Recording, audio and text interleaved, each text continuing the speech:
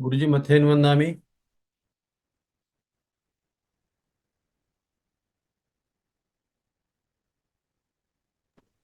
बहुत अच्छा है जी। दाता में गुरुदेव। हाँ जी, हाँ जी, बिल्कुल। गुरुजी आज समर कैंप स्टार्ट हो रहा है और इसकी पहली क्लास भक्तम स्तोत्र की स्टार्ट हो रही है और ये जी, क्लास हमारी महासाध्वी श्री प्रेक्षा जी महाराज साहब लेंगे। आपसे निवेदन है गुरुदेव अपना मंगल आशीर्वाद दे जिससे कि क्लास निर्विघ्न चले हमारी। ठीक है जी, प्रारंभ करें या अभी रुकें? आप स्टार्ट कर लीजिए गुरुजी तो ठीक है, जिसको ठीक। लेट आना है वो लेट आएगा, जिस टाइम पे आएगा। बिल्कुल बिल्कुल। जी। नमो अरिहंताणम, नमो सिद्धाणम, नमो आयर्याणम, नमो वज्झायाणम, नमो लोये सब साहुणम। ऐसो पंच नमोकारो सव्वे पावपणासनो मंगलानम च सव्वे सिंह पद्मम हवै मंगलम। सर्वप्रथम वीतराग श्रमण भगवान महावीर के पावनपनी चरणों में सादर कोटि कोटि वंदन नमन। ध्यान योगी युग प्रधानाचार्य पूज्य श्री शिव मुनि जी महाराज साहब और जूम मीटिंग पर उपस्थित हमारे साध्वी प्रेक्षा जी महाराज को मैं बहुत बहुत सुख साता भी पहुंचता हूं। और आज बहुत ही हार्दिक प्रसन्नता का विषय है। श्री वर्धमान स्थानकवासी जैन श्रमण संघ के विभिन्न प्रकार के कार्यक्रम समय समय पर चलते रहते हैं और श्रमण संघ ऑनलाइन एजुकेशन का हमने बहुत पहले शुभारंभ किया। अब वर्तमान में उसी शुभारंभ की शाखाएं प्रशाखाएं समय समय पर अन्य धार्मिक गतिविधियों के लिए संचालित होती रहती हैं। पूरे देश के अंदर स्कूल के बच्चों की ग्रीष्मकालीन गर्मी की छुट्टियां पड़ती हैं और बच्चे कुछ फ्री जैसे हो जाते हैं। हमारा आपका सभी का फर्ज बनता है कि हम समय का सदुपयोग करें। इस बार मेरे मन में विचार था और समय रहते मैंने all India Shwetambar Sthanakvasi Jain conference और कॉन्फ्रेंस की अनेक योजनाओं में एक योजना है जिसका नाम है ज्ञान प्रकाश योजना।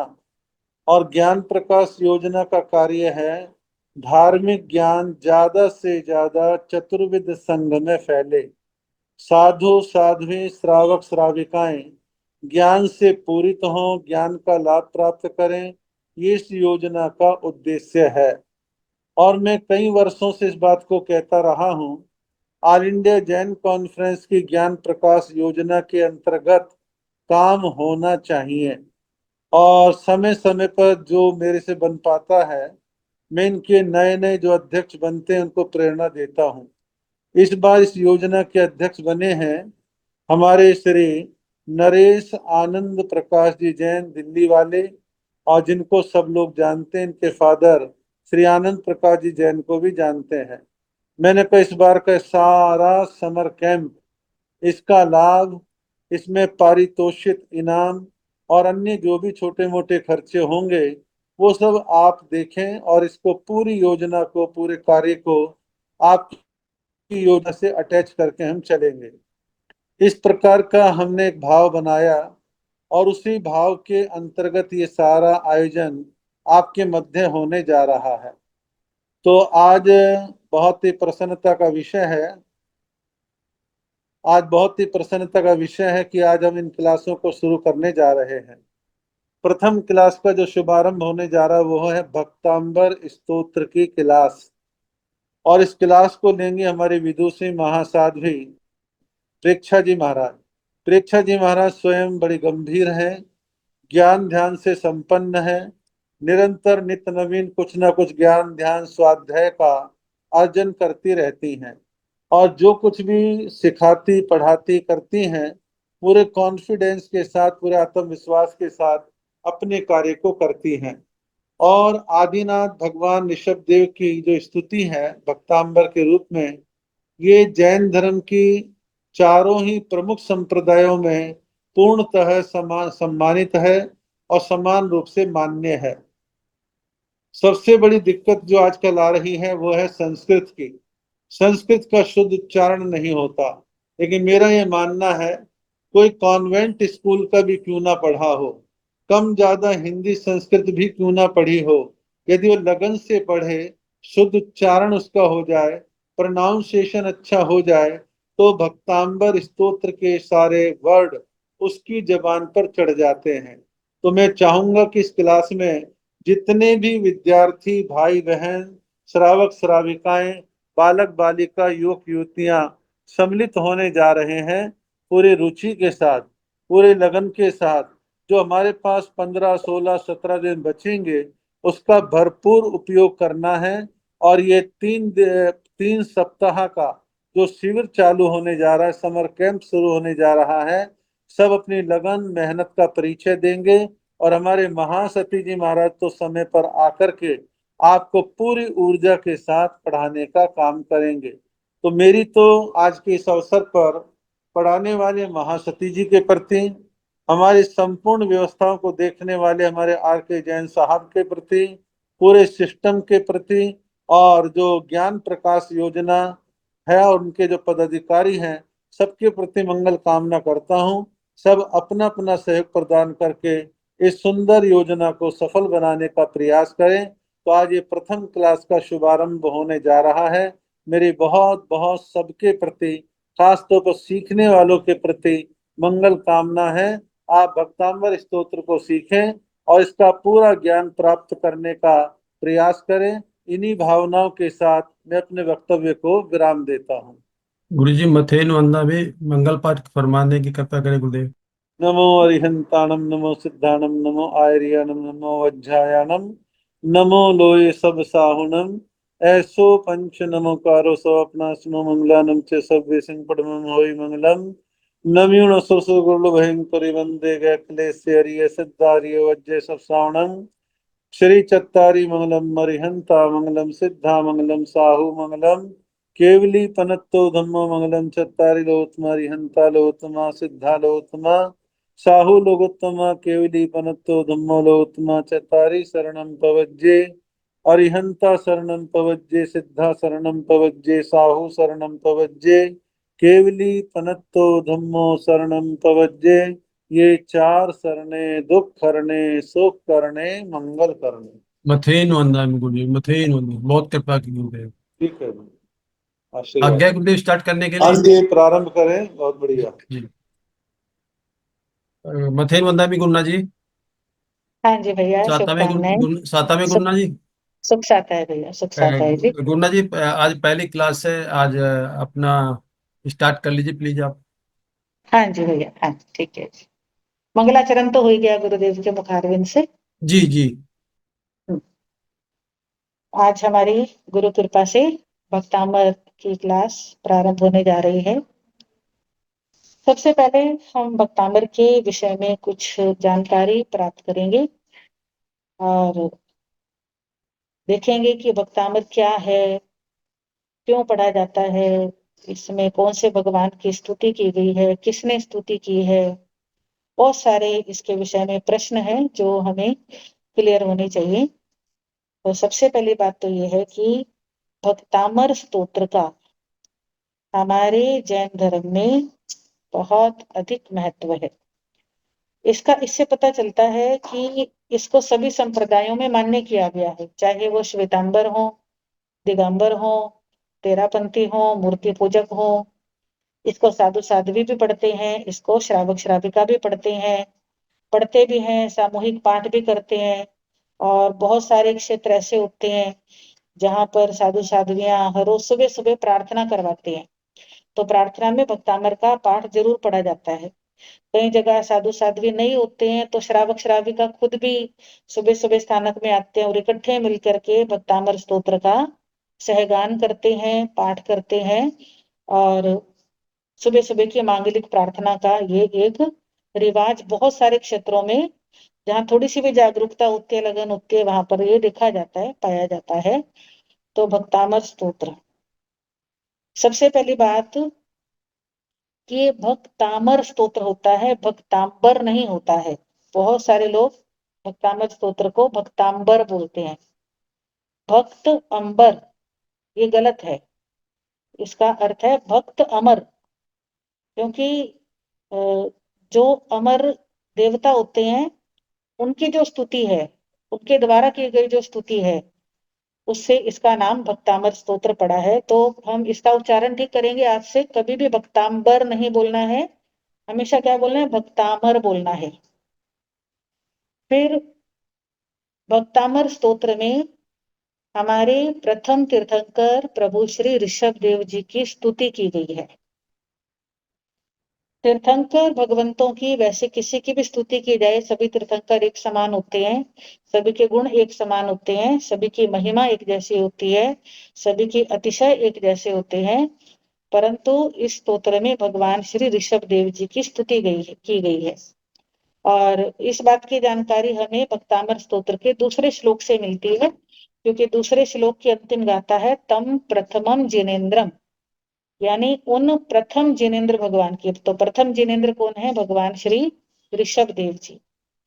भगवान श्री ऋषभ देव जी के बारे में, वे हमारे सर्वप्रथम तीर्थंकर हैं और हमारे इस संसार के ऊपर, इस पूरी सृष्टि के ऊपर भगवान श्री ऋषभ देव जी का इतना अधिक उपकार है कि आज हमारे पास जो भी कुछ है, आज हम जो भी कुछ देख रहे हैं संसार में, जो भी कुछ हमें प्राप्त हो रहा है, सब भगवान श्री ऋषभ देव जी की कृपा है। क्योंकि जिस समय भगवान ऋषभ देव जी का जन्म हुआ था, उस समय लोगों को खेती बाड़ी करना नहीं आता था, उस समय लोगों को वस्त्र बनाने नहीं आते थे, उस समय लोगों को पढ़ना लिखना नहीं आता था, हिसाब किताब नहीं आता था, लेन देन करना नहीं आता था, उस समय लोगों को बिल्कुल कुछ नहीं आता था।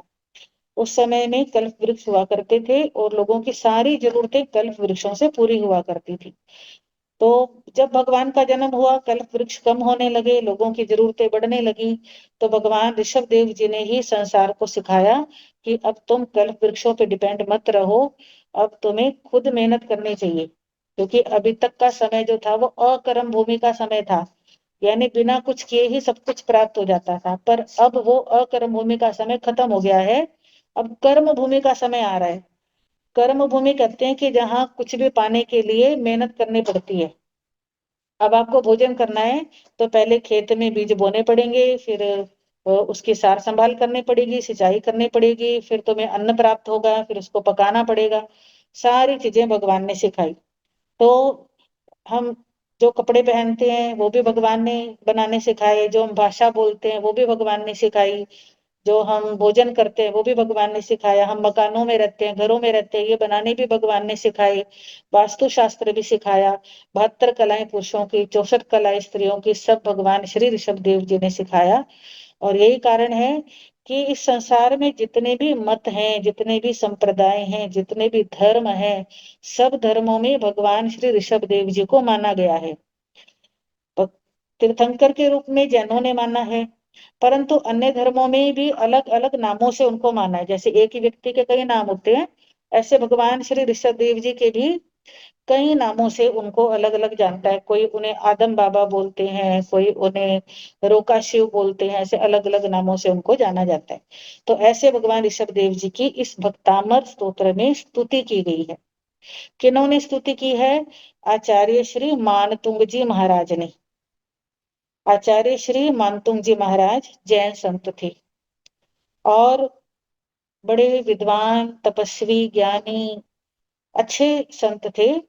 और जिस समय वे उज्जैन नगरी के बाहर विचरण कर रहे थे या उज्जैन नगरी के उपनगरों में विचरण कर रहे थे, उस समय उज्जैन पर राजा भोज का राज्य था।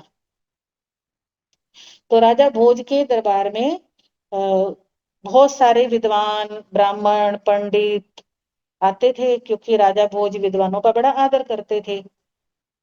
तो वे सब अपने अपने धर्म के चमत्कार दिखाया करते थे। कोई कुछ चमत्कार दिखाता था, कोई कुछ चमत्कार दिखाता था। और हमारे जो जैन संत होते हैं वो कभी भी चमत्कार नहीं दिखाते, यानी वो अपनी जो साधना करते हैं, तपस्या करते हैं, वो अपने आत्म कल्याण के लिए करते हैं। वो दूसरों को प्रभावित करने के लिए नहीं करते कि दूसरा हमारे से प्रभावित हुए, दूसरा हमको फॉलो करे। तो कुछ ब्राह्मणों ने, कुछ ऐसी चाल रची कि जिससे राजा भोज के दिमाग में आ गया कि आचार्य मानतुंग जी को बुलाया जाए और आचार्य मानतुंग जी को चमत्कार दिखाने के लिए कहा जाए। तो राजा भोज ने आचार्य मानतुंग जी को निमंत्रण भेजा कि चलो तुमको राज दरबार में राजा बुला रहे हैं। और आचार्य मानतुंग जी ने कहा कि हम तो संत लोग हैं, हमारा राजाओं से क्या काम है ना, हम कोई मकान नहीं बनाते, हम कोई पैसा नहीं जोड़ते, कुछ नहीं करते, हम तो संत हैं, तो हमें राजा से कुछ लेना देना नहीं है, इसलिए हम नहीं आएंगे दरबार में।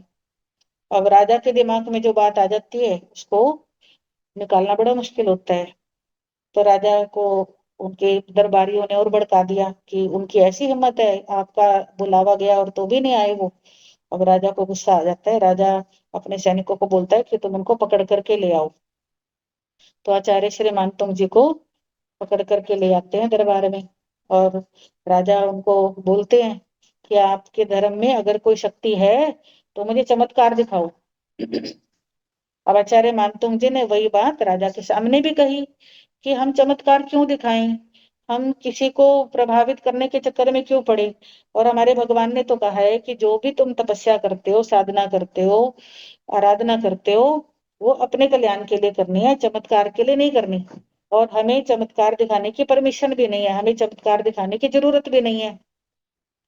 तो राजा तो कहते हैं कि अगर आप चमत्कार दिखाओगे तो फिर तो ठीक है, नहीं तो हम आपको कठोर दंड देंगे। आचार्य श्री मानतुंग जी तो जानते थे कि जो भी कुछ हमें मिलता है हमारे कर्मों से मिलता है, अगर मेरे को दंड मिलना है तो मिलना ही है। उन्होंने कहा कोई बात नहीं, दंड मिल जाएगा तो ठीक है, पर मैं भगवान की आज्ञा का उल्लंघन नहीं करूंगा, मैं चमत्कार नहीं दिखाऊंगा, मैं अपने भगवान को चमत्कार दिखाने के लिए याद नहीं करूंगा। तो राजा ने उनको जेल में बंद कर दिया और ऐसी जेल में बंद किया जिसमें एक कमरा था, उसके पीछे फिर कमरा, उसके पीछे फिर कमरा, ऐसे 48वें नंबर के कमरे में उनको बंद कर दिया। और पहले कमरे को ताला, दूसरे को ताला, तीसरे को ताला, ऐसे 48 के 48 कमरों के ताले लगा दिए और बाहर पहरेदार बिठा दिए। और राजा ने गुरुजी को ये कहा कि अगर आपके धर्म में कोई शक्ति है तो फिर तो तुम बाहर आ जाओगे इन तालों में से, और अगर तुम बाहर नहीं आए तो फिर तुम्हारी इस संसार को जरूरत ही नहीं है, फिर तुम अंदर ही मर जाना।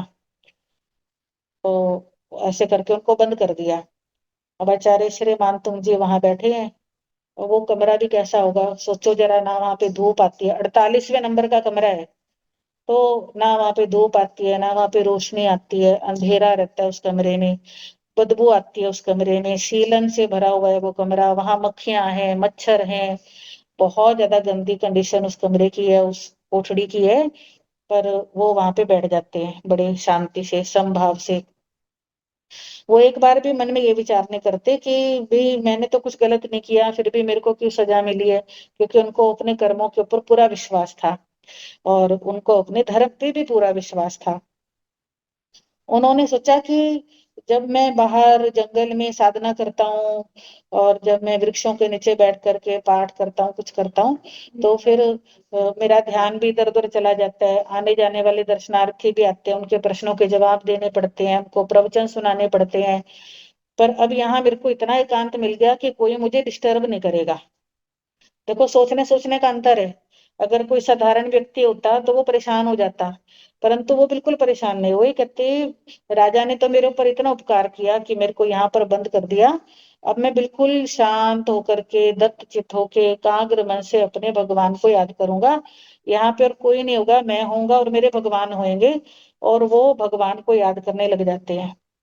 और भगवान को याद कैसे करते हैं, वो ऐसे याद नहीं करते कि भगवान मेरे को दुख से मुक्त कर दो, मेरे को जेल से बाहर निकाल दो, मैंने तो तुम्हारी सारी जिंदगी भक्ति की है, फिर भी मेरे को मुसीबत आ गई, आपका भक्त होने से क्या फायदा हुआ, अगर आप मेरे को बचाओगे तो ही मैं आपकी भक्ति करूंगा, नहीं बचाओगे तो मैं आपकी भक्ति नहीं करूंगा। ये सब साधारण लोगों के मन की बातें होती हैं।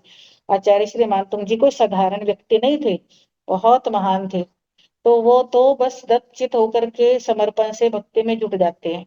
वो भूल ही जाते हैं कि मैं जेल में बैठा हूँ या महल में बैठा हूँ या जंगल में बैठा हूँ, उनको बाहर का कोई होश नहीं रहता, वो प्रभु की शुद्ध भक्ति करते हैं।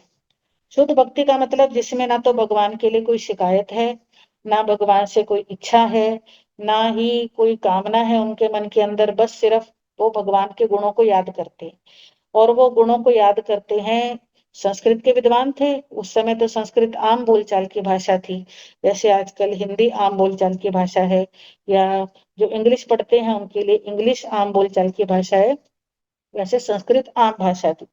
तो उन्होंने संस्कृत में भगवान का गुणगान करना शुरू किया, और जैसे जैसे वो गुणगान करते गए, श्लोकों की रचना होती गई। श्लोक बनाने आसान नहीं होते, सिंपल भाषा भी बोलनी हो ना तो भी कितना इंसान को सोचना पड़ता है, वर्डिंग सेट करनी पड़ती है, तब कोई जाकर के बोल पाता है। सिंपल दोहे भी बनाने हो उसमें भी बड़ी विद्वता चाहिए होती है।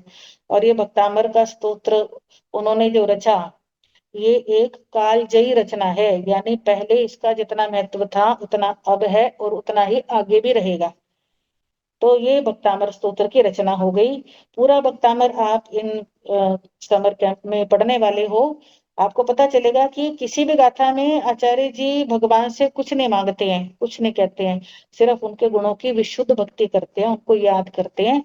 और उसका प्रभाव ऐसा होता है कि वो 48 के 48 ताले खटखट खटखट करके टूट जाते हैं, सारे दरवाजे खुल जाते हैं और वो अपने आप वहां से बाहर आ जाते हैं।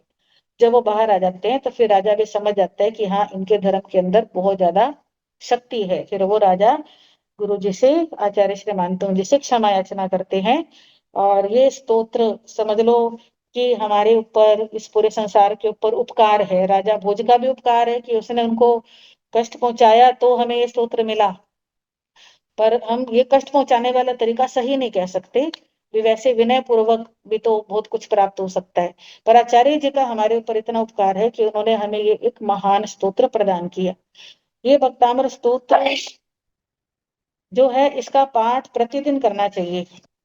और इसका पाठ करने से पहले हमें ये ध्यान रखना चाहिए कि कई लोग पूछते हैं कि हम हिंदी का भक्तामर पढ़ लें, हिंदी का भी तो वही चीज है, हिंदी का हमें समझ में आ जाता है, पढ़ना आसान होता है। तो ठीक है कि आप, अगर आपको संस्कृत का नहीं आता है, आप हिंदी का पढ़ सकते हो, पर इसका मतलब ये नहीं है कि आप संस्कृत का सीखने की कोशिश ना करें। आप कोशिश करेंगे तो आपको जरूर आएगा। संस्कृत भी हिंदी की तरह ही होती है, कोई मुश्किल नहीं होती है। और अभ्यास से क्या नहीं आ जाता, अभ्यास से सब कुछ आ जाता है। आपने मोबाइल चलाना सीख लिया, इंटरनेट चलाना सीख लिया, आपने गाड़ी चलानी सीख ली, तो उसके सामने भक्तामर सीखना तो कुछ भी नहीं है। आप एक एक दो दो श्लोक भी रोज करें, उसका बार बार उच्चारण करें, तो आपको अवश्य ही आएगा। तो पहली बात का आपको ध्यान रखना है कि क्लास में आपको सीरियसली इनका उच्चारण ध्यान से देखना है। कुछ कुछ शब्द ऐसे हैं जो थोड़े से मुश्किल हैं, बाकी तो सारा बिल्कुल आसान है। तो जो जो शब्द मुझे लगता है कि जहां जहां पे लोग मिस्टेक करते हैं, उन शब्दों की ज्यादा अच्छे से प्रैक्टिस कराई जाएगी, उनको कई बार बोल के बताया जाएगा। तो आपको उच्चारण शुद्ध करना है। ए उच्चारण शुद्ध करना है। उच्चारण इसलिए शुद्ध करना है कि अगर हमारे से मिस्टेक होती है, देखो डरना नहीं है, कई लोग डरते हैं गलत बोला गया तो कुछ अनर्थ हो जाएगा, ऐसा नहीं होता। परंतु उच्चारण शुद्ध इसलिए करना है कि उच्चारण की गड़बड़ होने से कई बार ना मतलब गलत हो जाता है उस चीज का।